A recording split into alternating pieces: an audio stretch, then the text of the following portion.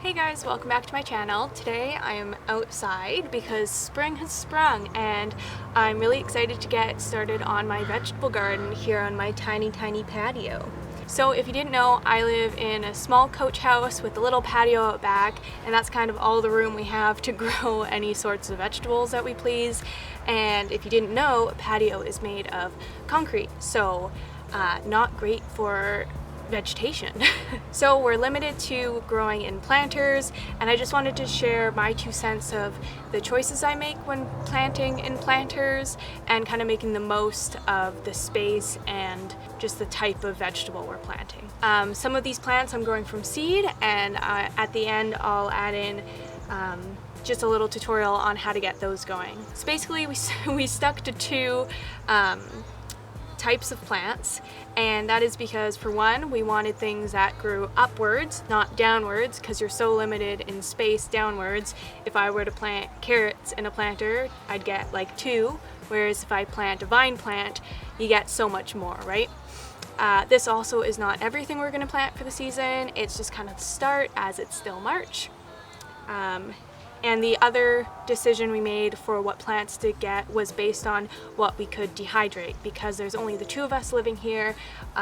It's very likely we'll get a surplus of vegetables, and we want to be able to not waste them and dehydrate them and enjoy them throughout the winter. So I'll start with showing you which planters I chose. I got a terracotta and a plastic planter. I know it's common to get the more rectangular ones, but I just like the look of these better, just kind of spread out across our patio.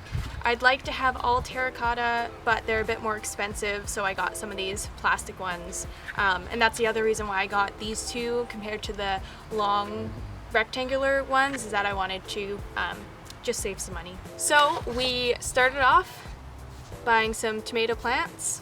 We got 2 cherry tomato plants, 1 small fruited tomato plant, and 1 beefsteak tomato plant. I think this is just more of like a regular tomato plant. So with these types of regular tomatoes, we want to make pasta sauces, and with the cherry tomatoes and the small tomatoes, we want to dehydrate to make like sun-dried or oven-dried tomatoes to again put in pastas and salads and things like that. So the second type of plant we bought were herbs. And the reason for this is, again, because whatever we can't consume, we can dehydrate for the winter. And because they grow upwards and we don't have to worry about a big root base. So the first one we got is thyme. Not much to say except that I really like this herb. And this one obviously is pretty mature, so we can just plop it in a pot and set it outside. The next one we got is some chives. I really love chives. I'm very excited for this. It's an easy grower, like low maintenance, and super delicious. The next one is not so glamorous looking, as you can see here. This is mint.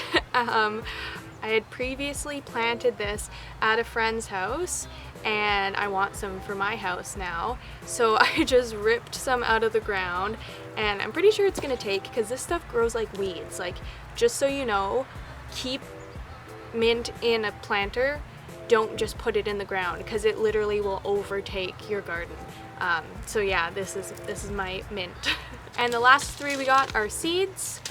We got basil, sage, and rosemary. These are going to be a bit more complicated to grow because they're from seed, but they didn't have any ones that were already established. So we're going to try this out. Yeah, and again, just with these, we can dehydrate them, grind them up, and turn them into seasonings, and yeah. We think it's a really awesome option, especially because herbs are so expensive. I don't want to be buying them if I can grow them.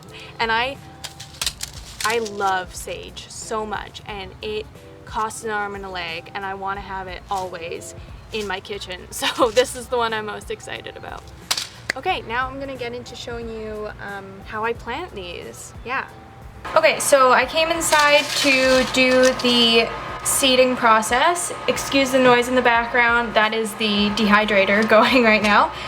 So for all 3, it's going to be the same process, so I'll just show you how to do one of them. starting with sage because it's my favorite. So basically I'm going to place them about 1/4 inch away from each other in the soil. The more the merrier, because some of them might not take. I want to compress the soil down first because we want to make sure we have the most contact possible on the seeds, so we want to press them in. So just roughly putting them kind of that distance.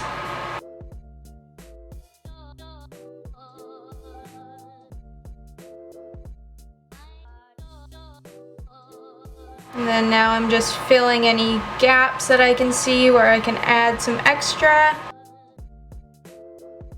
Some of them got a little too close, but I'm not too concerned about it. Put the rest back in the bag. Now I'm going to push them into the soil just a little bit so that, like I said, they have the contact. And then afterwards we'll add soil on top so that they get the proper depth. Make sure they have the best contact, because if the seeds dry out, they won't germinate. So with the most soil contact, they have the better chance of having water contact. Okay, now I will add some soil on top. And I'll press that down firmly. Next, I'll give them a good drink.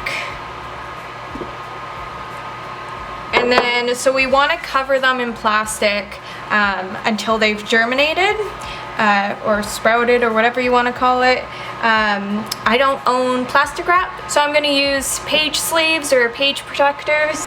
I just took one and cut it in half just so it wasn't so much plastic hanging loose. And just cover it like this.